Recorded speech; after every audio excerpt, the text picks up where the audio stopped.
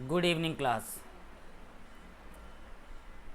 बेटा हम लोग जो है डिस्कस कर रहे थे आपका जो है बेसिक टू हाई लेवल की अरिथमेटिक, जिसमें पहला टॉपिक जो हम लोगों ने स्टार्ट किया था पार्टनरशिप स्टार्ट किया था, और पार्टनरशिप का एक लेक्चर हम लोग सॉल्व कर चुके हैं।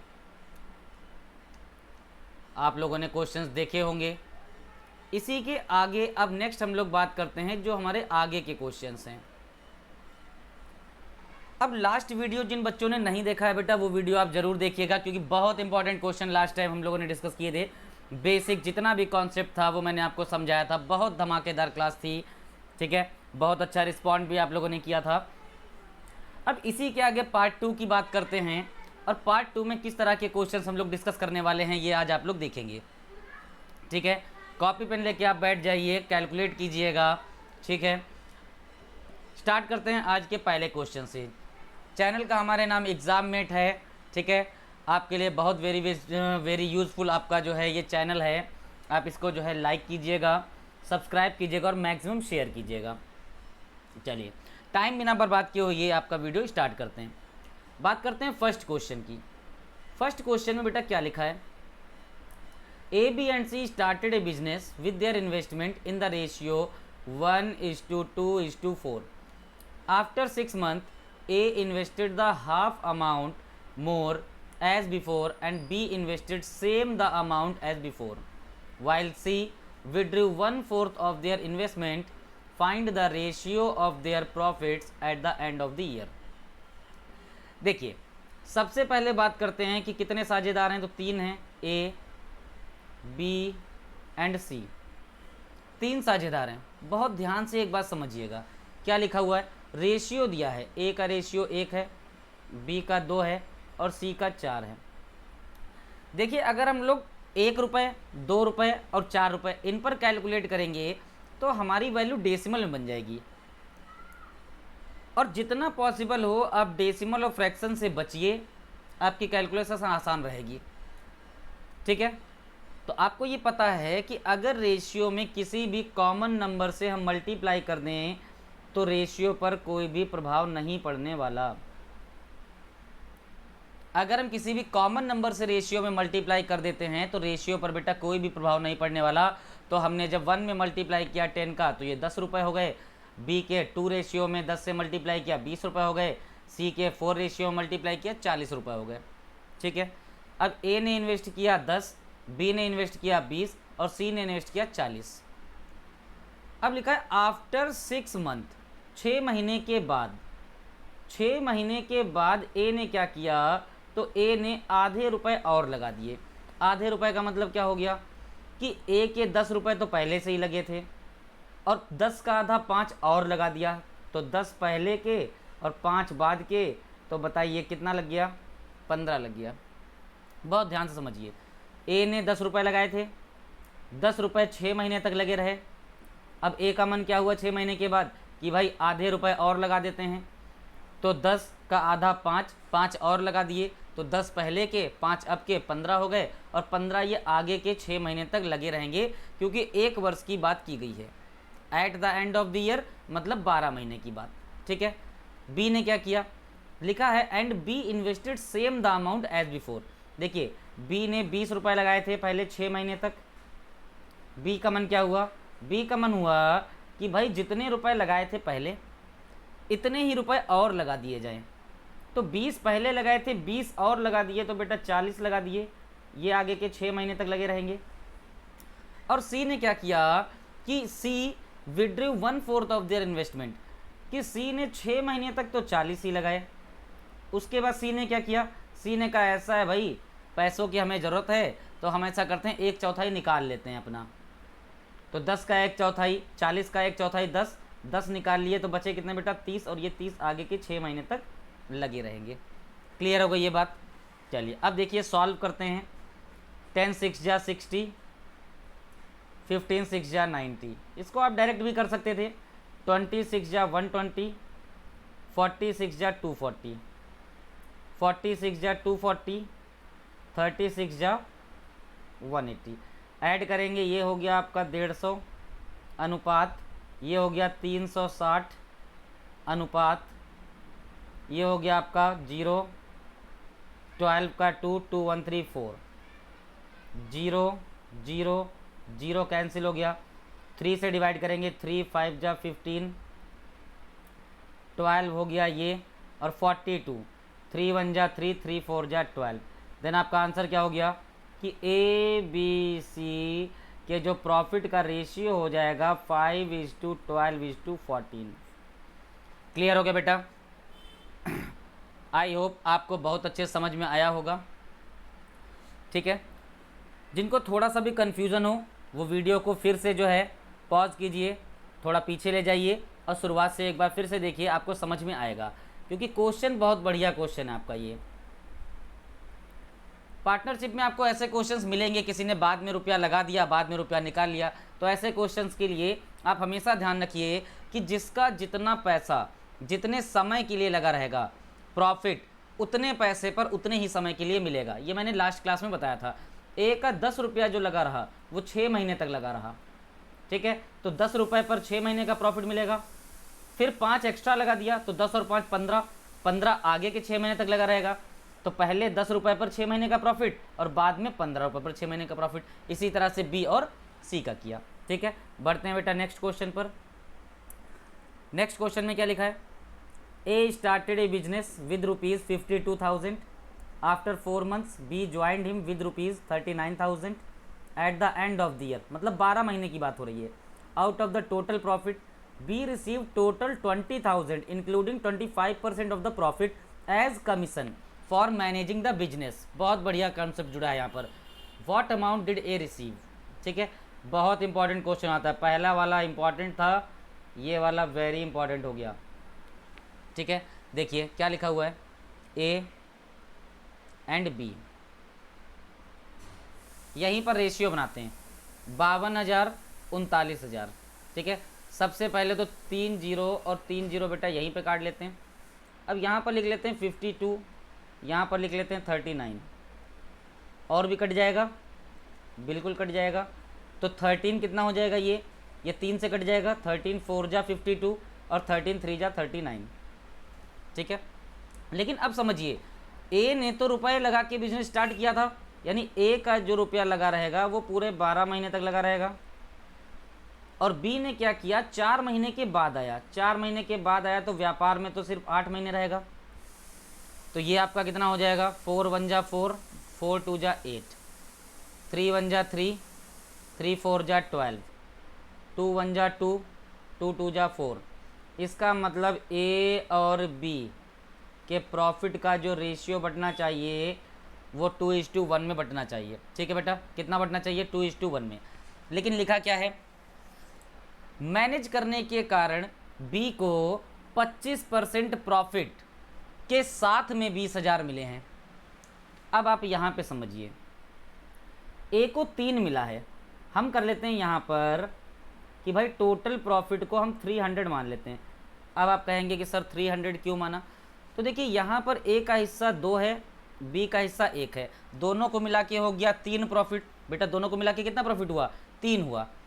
अब 3 को किस तरह से बांटें? तो हमने जब 300 मान लिया तो इसमें आप बताइए, ये ए हो गया, ये बी हो गया। लिखा है बी को मिल रहा है कितना? तो बी को मिल रहा है 25% अलग से। 300 का 25%, बताइए 25% ऑफ 300। 25% इज इक्वल टू 1/4, मतलब हो गया 75। बी को पहले से मिलेगा 75। बी को पहले से बेटा कितना मिलेगा? 75। अब बताइए 300 टोटल प्रॉफिट आपने माना है, 75 बट गया, किसको बटा? बी को। मैनेज करने के लिए तो बचा 225। और लिखा क्या है कि 225 को तो उनके कैपिटल के हिसाब से बांटेंगे ना, मतलब ए और बी में 2:1 में जब बांटेंगे तो बताइए 2 और 1 मिलाकर 3 हो गया। 3 7 जा 21, 3 5 जा 15, 75 2 जा 150 हो गया, 75 1 जा 75 हो गया। मतलब बी को 75 जो है वो मैनेज करने के बाद भी फिर 75 मिलेगा, और ए को मिलेगा टोटल ही 150। तो ए का हिस्सा कितना आया? 150। बी का हिस्सा भी कितना आ गया 150। अब आप बताइए, बी को व्यवसाय के प्रबंधन के लिए कमीशन के रूप में 25% लाभ सहित कुल 20,000 मिले। तो देखो 25% पहले मिला यानी 75, और फिर पूंजी के अनुपात में बटा कैपिटल इनटू टाइम तो 75 मिला। मतलब इस 150 की वैल्यू बी के लिए तो 20,000 दे रखी है क्वेश्चन में, और ए को कितनी राशि प्राप्त हुई बताइए। जब 150 की वैल्यू यहाँ पर 20 है तो 150 की वैल्यू तो यहाँ पर भी 20,000 ही होगी। तो ये आपका क्या हो गया, ये आपका आंसर हो गया कि बी को जो है अगर मिला है 20,000 तो ए को भी कितना मिलेगा, तो ए को भी मिला है कितना 20,000 मिलेगा। यही आपका बेटा आंसर हो गया। ठीक है, यही आपका क्या हो गया, आंसर हो गया। बहुत इंपॉर्टेंट क्वेश्चन था ये, कितना बहुत इंपॉर्टेंट क्वेश्चन था। नेक्स्ट बात करते हैं कि नेक्स्ट हमारा क्वेश्चन क्या है। A started business with rupees 45,000 and B joined afterwards with 30,000 if the profit at the end of the 1 year, 12 महीने का बिजनेस है, was divided in the ratio 2:1 respectively, then after how many months B would have joined A for business। बहुत बढ़िया, A B, A ने कितना लगाया 45,000, question में भी काट सकते हैं, ठीक है ना।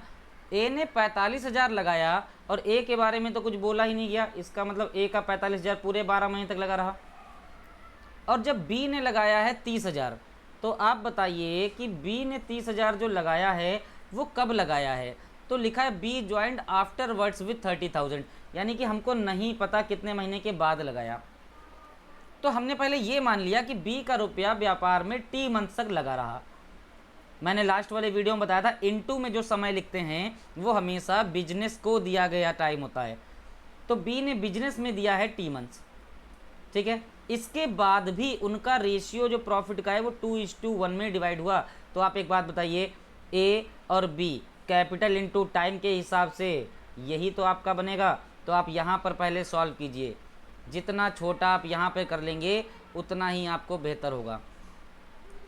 3 0 से 3 0 कैंसिल, 15 तियाँ 45, 15 दूनी 30, 2 1 जा 2, 2 6 जा 12, इसका मतलब 6 3 जा 18, 18/t। क्यों 18/t? अनुपात को तो लिख सकते हैं फ्रैक्शन में, और ये वैल्यू दे रखी है कि भाई ए और बी का अनुपात जो है वो 2:1 है। कितना आपको दे रखा है? आपको दे रखा है 2:1। 2 1 जा 2, 2 9 जा 18। इसका मतलब बी ने व्यापार में समय कितना दिया है बेटा? तो आप कहेंगे सर 9 महीने का समय दिया है। पूरा व्यापार कितने महीने का था? 12 महीने। 12 महीने में अगर 9 महीने का समय दिया है तो इसका मतलब आया कितने महीने बाद होगा? 3 महीने के बाद आया होगा। ये बेटा क्वेश्चन बहुत बार एग्जाम में आया हुआ है, ये क्वेश्चन एग्जाम में बहुत बार आया हुआ है, ठीक है। अगर आपको समझ में आ रहा हो, अच्छा लग रहा हो, बढ़िया क्वेश्चंस हो तो आप लाइक कीजिए, ठीक है। और जिन्होंने बेटा सब्सक्राइब नहीं किया है वो सब्सक्राइब भी कर लीजिए। नेक्स्ट क्वेश्चन की बात करते हैं। नेक्स्ट क्वेश्चन आपका क्या लिखा हुआ है? तो नेक्स्ट क्वेश्चन में लिखा है एक्स और वाई एक व्यवसाय में भागीदार हैं, पार्टनर्स हैं। वे 8 महीने के अंत में 5:6 के अनुपात में निवेश करते हैं। नहीं, हिंदी में कुछ गड़बड़ है, ठीक है, इंग्लिश में पढ़ते हैं। X and Y are partners in a business. They invested in the ratio 5:6। At the end of 8 months X withdraws his capital if they receive profits in the ratio of 5:9. Find how long Y's investment was used. Clear? लिखते हैं X and Y। X और Y किसी व्यापार में साझेदारों 5:6 में पैसा लगाते हैं, यानी X ने 5 लगाया, Y ने 6 लगाया। Eight the end of 8 months X withdraws, 8 महीने के बाद एक्स ने अपना पैसा निकाल लिया। अच्छा, क्वेश्चन में कहीं पर नहीं लिखा eight the end of the year, इसका मतलब हमको पता ही नहीं कि बिजनेस जो है कितने टाइम तक चला। तो बिजनेस तो अलग अलग समय के लिए हो गया ना। एक्स ने लगाया तो था 5, लेकिन 8 महीने के लिए। अब वाई ने जो 6 लगाया है वो कितने समय के लिए लगाया ये हमको नहीं पता। तो आप बताइए कि लाभ का अनुपात क्या बनेगा, यही तो बनेगा लाभ का अनुपात, 5 गुणे 8 6 गुणे टी।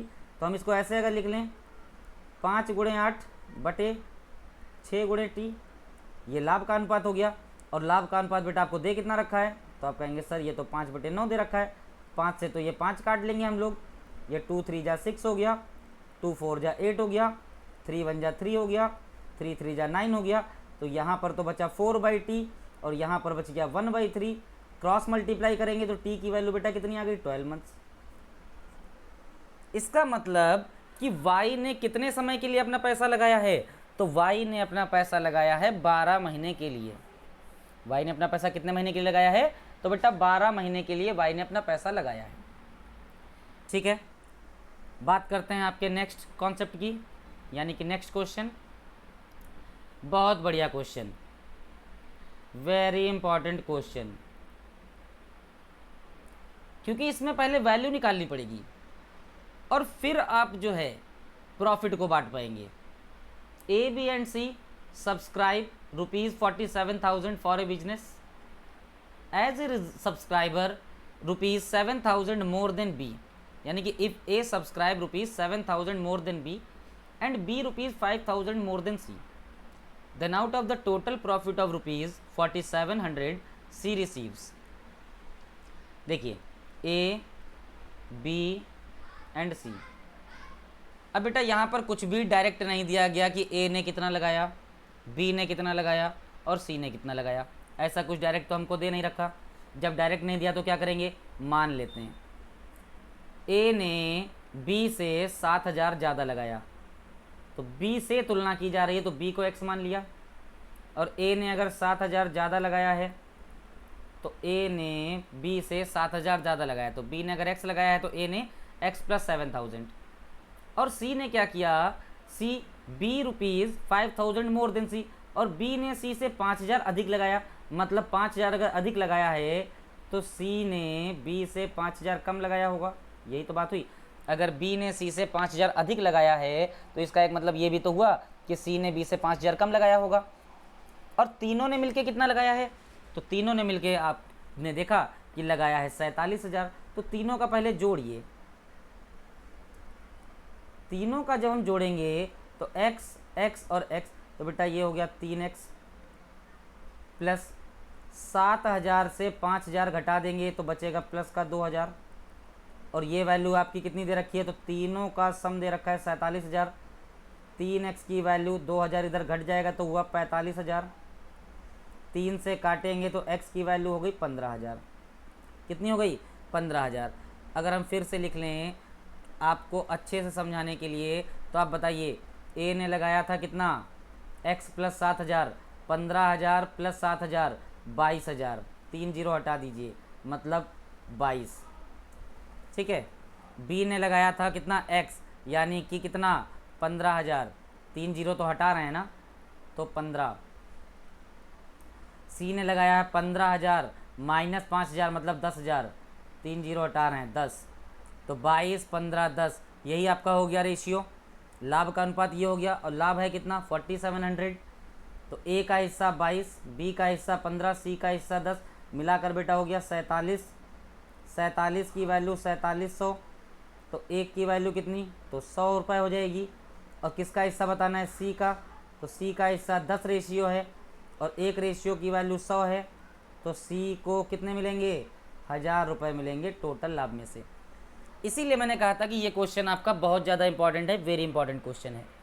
क्यों वेरी इंपॉर्टेंट क्वेश्चन है, आपने देख लिया कि ये वेरी इंपॉर्टेंट क्यों है, क्योंकि लिखा था कि A जो है वो B से 5,000 7,000 अधिक लगाता है, तो B से तुलना की जा रही, तो मतलब B तो लगाएगा x और A लगाएगा 7,000 ज़्यादा, तो इसका मतलब x से 7,000 ज़्यादा, तभी तो हमने लिखा है यहाँ पर 7,000 + x, B का तो x पता है।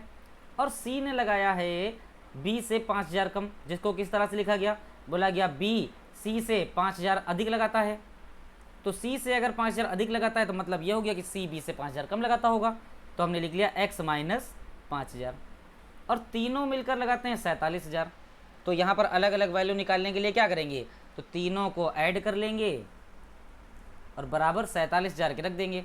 तो x की वैल्यू पहले आ गई, और फिर हमने क्या किया, a का हिस्सा 22,000 आया, b का 15,000 आया, c का 10,000 आया कैपिटल का। समय की तो कोई पाबंदी ही नहीं है, इसका मतलब क्या हुआ कि पूंजी के हिसाब से ही जो है लाभ बटेगा, तो 22:15:10। ठीक है, नेक्स्ट क्वेश्चन की बात करते हैं। नेक्स्ट क्वेश्चन, आज के सारे क्वेश्चन देखिए इंपॉर्टेंट हैं। मैं पूरे टॉपिक को ही आज जो है पूरे लेक्चर को ही इंपॉर्टेंट कह देता हूँ। एक एक क्वेश्चन चुना हुआ है, सारे क्वेश्चन इंपॉर्टेंट क्वेश्चन हैं। ठीक है, देखिए क्या लिखा है, 11,250 रुपये को ए बी सी में बांटा गया। कैसे बांटा गया कि जो ए को मिला वो बी प्लस सी का हाफ है, और जो बी को मिला वो ए प्लस सी का 1/4 है। तो बोला गया ए का हिस्सा बी से कितना अधिक है। देखिए कैसे लिखा था, जो ए को मिला वो बी प्लस सी का हाफ है, यानी कि बी प्लस सी अगर 2 मिला होगा तो ए को मिला होगा कितना, 1। ऐसे ही तो लिखेंगे अनुपात में, रेशियो में यही फॉर्म लिखेंगे। अगर बी को मिला है कितना, ए प्लस सी से 1/4, तो हम अगर कह दें कि ए प्लस सी को अगर मिला है 4 तो बी को 1 मिला होगा बेटा। ठीक है, अब मुझे आप एक बात बताइए, यहाँ पर जब आपने देखा तो ए बी सी 3 ही तो पार्टनर्स हैं, यहाँ पर देखा तब भी ए बी और सी 3 ही पार्टनर्स हैं, मतलब तीनों को जोड़ने पर आने वाली धनराशि 11,250 रुपये ही होनी चाहिए। समझिएगा बहुत ध्यान से, तीनों को जोड़ने पर आने वाली धनराशि 11,250 होनी चाहिए, वो चाहे इस कंडीशन में बात करें चाहे इस कंडीशन में बात करें। तो पहले तो हम अलग अलग भी निकाल सकते हैं कि 2 और 1 3, 3 की वैल्यू 11,250, तो 1 की वैल्यू। लेकिन मैं आपको एक और आसान तरीका बताता हूँ, जब ए बी सी तीनों का हिस्सा यहाँ पर निकाला तो हुआ 3, और ए बी सी तीनों का हिस्सा यहाँ पे निकाला तो हुआ 5। तो आप कहेंगे सर ये तो फिर कुछ अजीब सा हो गया, कि जब आपने कहा कि ए बी सी जोड़ने पर ऊपर भी बराबर आना चाहिए और वही ए बी सी जोड़ने पर नीचे बराबर आना चाहिए, तो यहाँ पर 3 और यहाँ पर 5 कैसे, ये भी तो दोनों बराबर होने चाहिए। ठीक है, हाँ बिल्कुल बराबर होने चाहिए। तो देखिए बराबर कर लीजिए, ऊपर 5 से गुणा करेंगे तो ये 15 हो गया, नीचे 3 से गुणा करेंगे तो ये 15 हो गया। अब देखिए 5 एकम 5 और 5 2 जा 10, 3 1 जा 3, 3 4 जा 12। अब हम यहाँ पर लिखते हैं ए बी और सी। ए को कितना मिला, आप कहेंगे 5, बी को कितना मिला, आप कहेंगे 3, तो सी को कितना मिलेगा। तो बताओ ए और सी मिलाकर ये 12 है, ए और सी मिलाकर ये कितना है 12, और ए का हिस्सा 5 है, तो सी का कितना हो गया 7। ये तो हुआ ए बी सी का अनुपात रुपए बटने का। तो तीनों को मिलने वाले रुपए का सम कितना है 11,250, यानी 7 3 10 और 5 15, 15 अनुपात की वैल्यू 11,250 है, तो एक अनुपात की वैल्यू 15 7 105, 15 7 जा 105, बचा कितना बेटा ये 5 and 2 7, यानी कि 15 5 जा 75 0, 1 इज इक्वल टू 750। बोला गया ए का हिस्सा बी से कितना ज़्यादा है, तो ए का हिस्सा बी से कितना ज़्यादा आप खुद देखिए, ए का हिस्सा कितना है तो 5 है, बी का हिस्सा कितना है 3 है, कितना ज़्यादा हुआ 2 ज़्यादा हुआ। एक अनुपात की वैल्यू 750 है, तो बताइए 2 अनुपात की वैल्यू 1500 हो जाएगी कि नहीं हो जाएगी, बिल्कुल होगी। बहुत बढ़िया क्वेश्चन था, बहुत इंपॉर्टेंट क्वेश्चन है। ठीक है, बताइए क्लियर हुआ आपको कॉन्सेप्ट। समझने वाली बात क्या थी, समझने वाली बात थी कि जो व्यक्ति यहाँ पर हैं ए बी सी, वही व्यक्ति यहाँ पर हैं ए बी सी। तो जब आपने ए बी सी को ऊपर किया है बराबर, ठीक है, जब ए बी सी यहाँ पर आपको जोड़ने पर दे रहे हैं 3, तो ए बी सी यहाँ पर भी जोड़ने पर आपको क्या देने चाहिए 3 देने चाहिए, लेकिन यहाँ तो दे रहे हैं 5। तो अगर ये 5 दे रहे हैं तो इसका मतलब क्या हो गया, इसका मतलब ये हुआ कि इन दोनों को बराबर कर लेना चाहिए। इन दोनों को क्या कर लेना चाहिए, इन दोनों को बराबर कर लेना चाहिए, और यही बराबर ही हम लोगों ने किया है। बताइए समझ में आ गई ये बात। ठीक है, बात करते हैं आपके नेक्स्ट क्वेश्चन की। नेक्स्ट क्वेश्चन में क्या लिखा हुआ है, तो नेक्स्ट क्वेश्चन में जो आपके लिखा हुआ है ये कुछ क्या लिखा है कि A starts a business with ₹21,000 and later B joins him with ₹36,000. After how many months did B join if the profit is distributed in equal ratio? बहुत बढ़िया। किस रेशियो में? इक्वल रेशियो में। ए ने किसी बिजनेस को स्टार्ट किया, कुछ समय के बाद बी आ गया। जब ए ने बिजनेस स्टार्ट किया था तो 21,000 रुपये लगाए थे। कितने लगाए थे? 21,000 लगाए थे। और जब बी जुड़ा है तो कितने लगाए हैं? 36,000 लगाए हैं। ठीक है। After how many months did B join if the profit is distributed in equal ratio. ठीक है, अगर हम बात करें इक्वल रेशियो में प्रॉफिट बटा है तो यहाँ पर आपका eight the end of the year नहीं लिखा है, यहाँ पर आपको जो है जोड़ लेना है। After how many months did B join if the profit is distributed in equal ratio at the end of the year, at the end of year, यानी कि वर्ष के अंत में। अब देखिए ए ने जब व्यापार शुरू किया तो ए ने तो 21,000 पूरे लगाए होंगे ना 12 महीने के लिए। बी कुछ समय के बाद आया है, मैंने क्या बताया, गुणे में वही समय लिखते हैं जितना समय व्यापार को दिया जाता है, तो लिख दिया यहाँ पर गुणे टी। लेकिन एक बात जो मैंने पहले भी आपको बताई, equal ratio, profit equal ratio में डिवाइड हो रहा है। बताइए बेटा इसका मतलब क्या हो जाएगा? सोचिए आप कि प्रॉफिट अगर बराबर रेशियो में डिवाइड हो रहा है, इसका मतलब ये हो गया 21,000 गुणे 12 बटे 36,000 गुणे टी।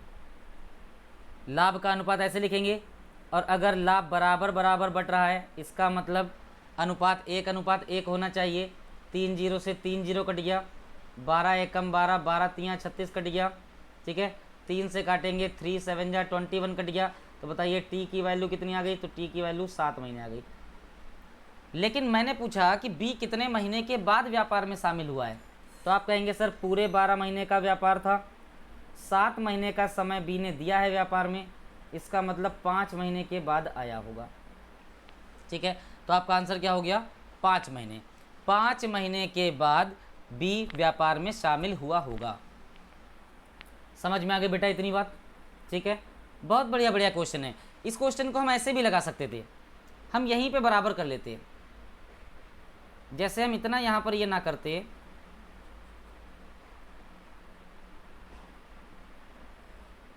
क्या हो गया? अच्छा देखिए यहाँ पर अगर हम इतना ना करते तो मैं आपको डायरेक्ट कहता यहाँ पर कि बेटा जब आप बताओ कि जब ए का 21,000 गुणे 12 कैपिटल इंटू टाइम है, बी का 36,000 गुणे टी ये भी कैपिटल इंटू टाइम है, मतलब ये रेशियो तो प्रॉफिट का ही होगा ना। ये रेशियो किसका होगा? प्रॉफिट का होगा। और ये दोनों ही तो बराबर हैं। जब दोनों का लाभ बराबर है इसका मतलब कैपिटल इंटू टाइम का प्रोडक्ट ए के लिए और कैपिटल इंटू टाइम का प्रोडक्ट बी के लिए ये भी तो बराबर आएगा। तो आप डायरेक्ट यहीं से काट लेते, इतना कट जाता, ये 12 तियाँ 36 हो जाता, 3 से काटते तो ये 7 हो जाता, टी की वैल्यू 7 महीने यहाँ पर भी आ जाती। फिर मैं कहता 12 महीने के व्यापार में 7 महीने तो बी ने समय दिया ही है, इसका मतलब वो आया कितने महीने बाद होगा? तो आप कहते सर 5 महीने के बाद। तो इतना छोटा ये क्वेश्चन हो जाता। ठीक है, तो दोनों तरीके से आप क्वेश्चन को सॉल्व कर सकते हैं। बात करते हैं आपके नेक्स्ट क्वेश्चन की। नेक्स्ट क्वेश्चन, क्वेश्चन में क्या लिखा हुआ है? क्वेश्चन में लिख दिया गया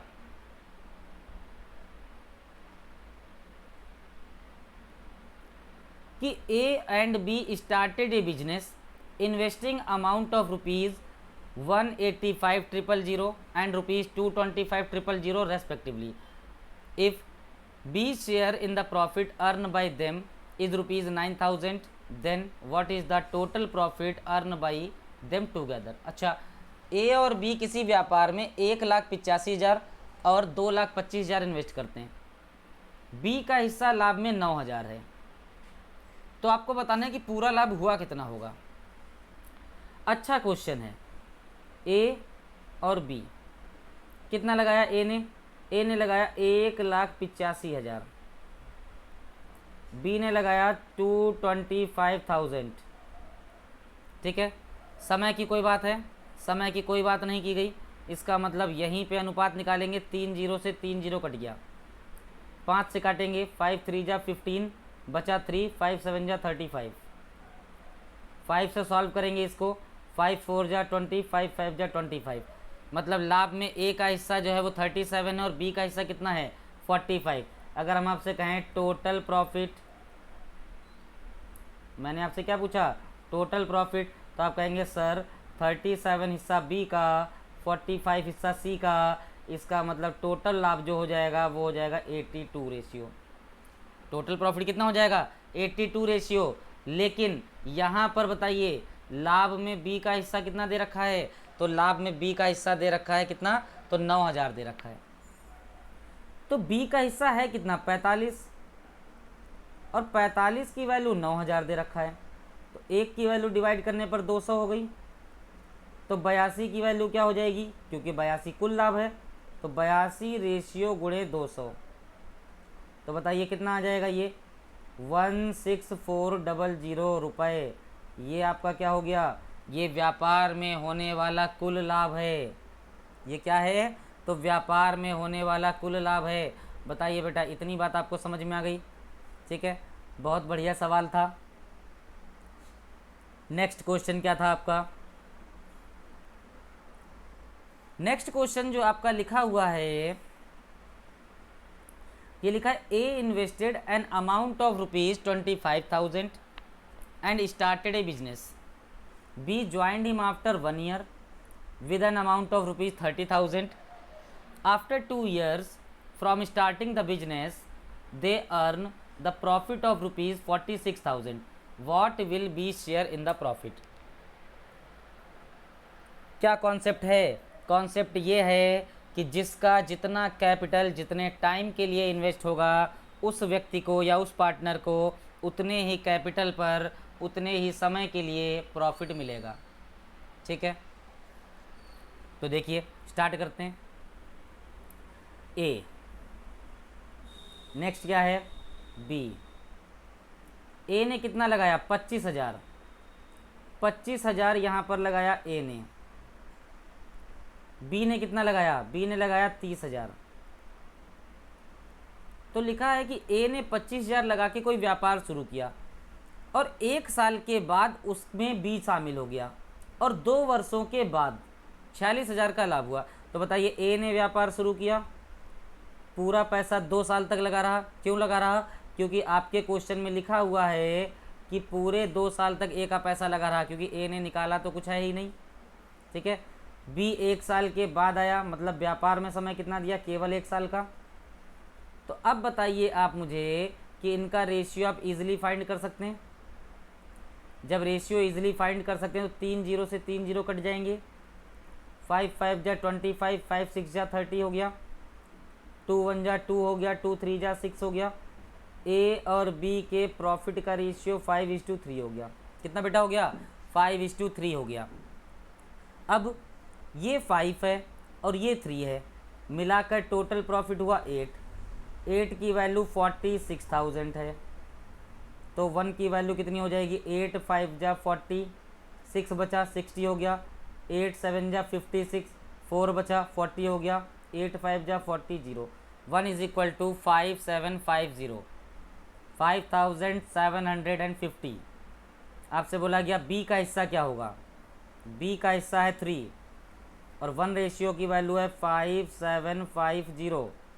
तो बी का हिस्सा कितना 0, 3 5 जा 15, 3 7 जा 21 22, 15 एंड 2 17, 17,250 रुपये बी का हिस्सा होगा प्रॉफिट में।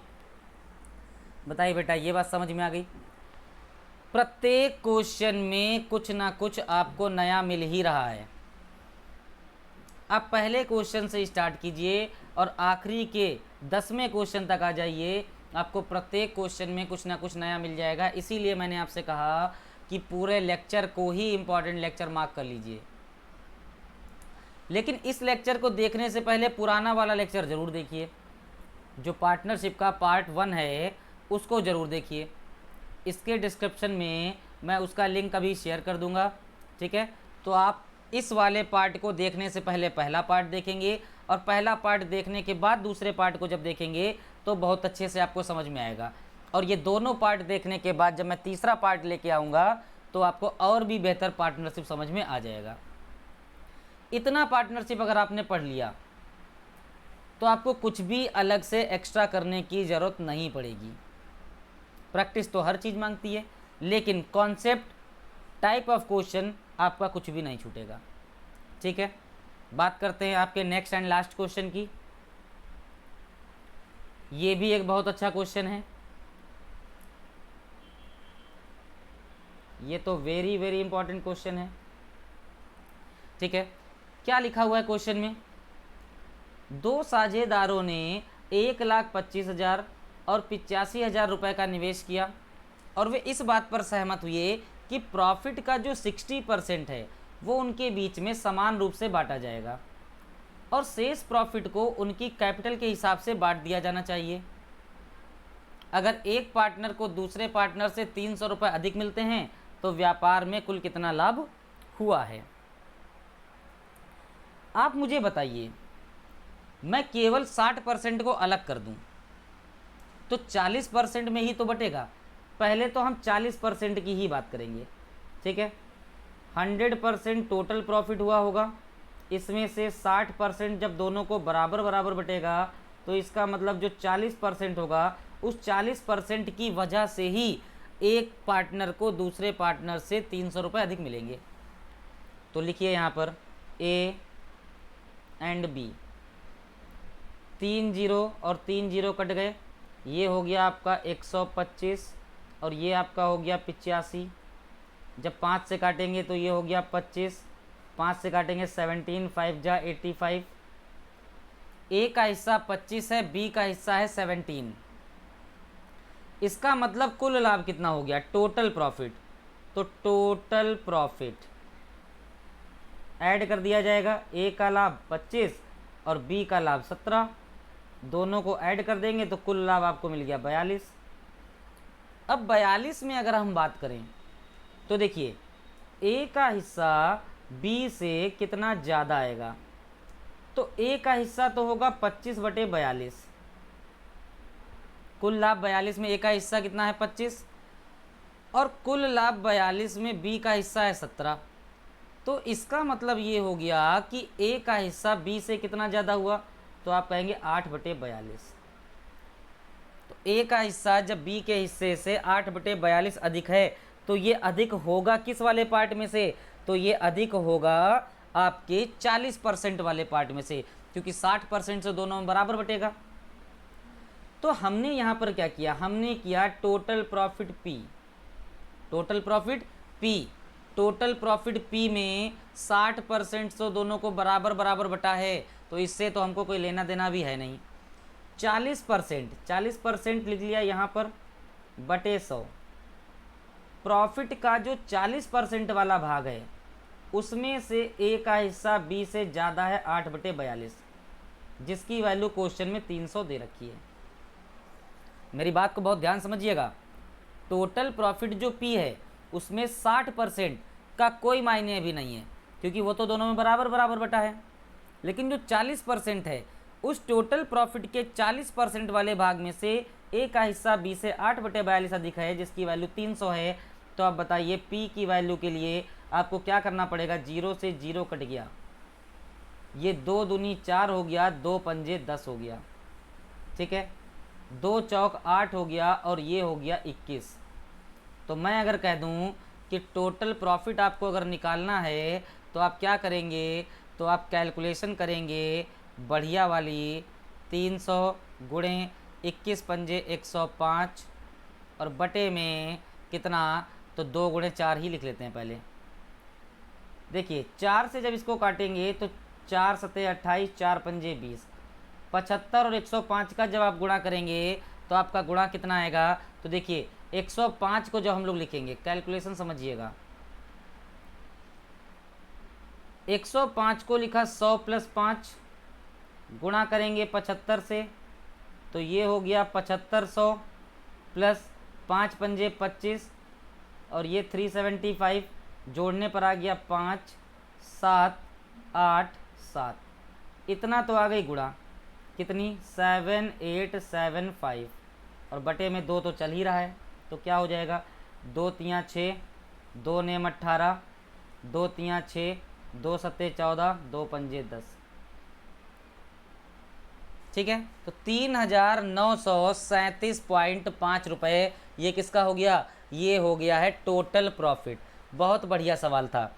एक बार मैं फिर से रिवाइज करा देता हूँ कि ए और बी, ठीक है, कि ए और बी जो है इनमें क्या हुआ, तो इनमें ये तय हुआ कि जो टोटल प्रॉफिट होगा, ठीक है, कि जो टोटल प्रॉफिट होगा ये तो क्या होगा कि 60% जो इसका भाग होगा ये दोनों में बराबर बराबर बटेगा, मतलब इसका तो कोई काम रह नहीं गया अभी।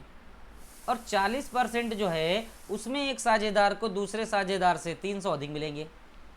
तो पहले तो हमने पूंजी का अनुपात निकाला तो आ गया 25 और 17, तो कुल लाभ हो गया 42 कुल लाभ में ए का हिस्सा कितना 25/42, बी का हिस्सा 17/42, तो ए का हिस्सा बी से 8/42 बेटा ज़्यादा हुआ। लेकिन ये कौन से वाले भाग से, तो प्रॉफिट के 40/100, यानी कि प्रॉफिट के 40% वाले भाग में से ए का हिस्सा बी से 8/42 ज़्यादा है, जिसकी वैल्यू 300 है। तो हमने कैलकुलेट कर लिया एंड यही हमारा बेटा क्या हो गया, आंसर हो गया। आई होप आपने बहुत ज़्यादा इन्जॉय किया होगा लेक्चर को, आपको सारे कॉन्सेप्ट समझ में आए होंगे। एक से एक बेहतर सवाल मैंने इस लेक्चर में शामिल किया हुआ है और आगे जो पार्ट 3 आएगा उसमें भी एक से एक बेहतर सवाल मैं शामिल करूँगा। ठीक है, अब आपके ऊपर है, अगर आपको वीडियो पसंद आया हो तो लाइक कीजिए, जिन्होंने सब्सक्राइब नहीं किया है वो सब्सक्राइब कर लीजिए एंड मैक्सिमम जितना शेयर हो सकता है उतना शेयर कीजिए, आपको फ़ायदा हो बाकी सबको फ़ायदा हो। ठीक है ना, चलिए ठीक है, okay, good night, okay, thank you class.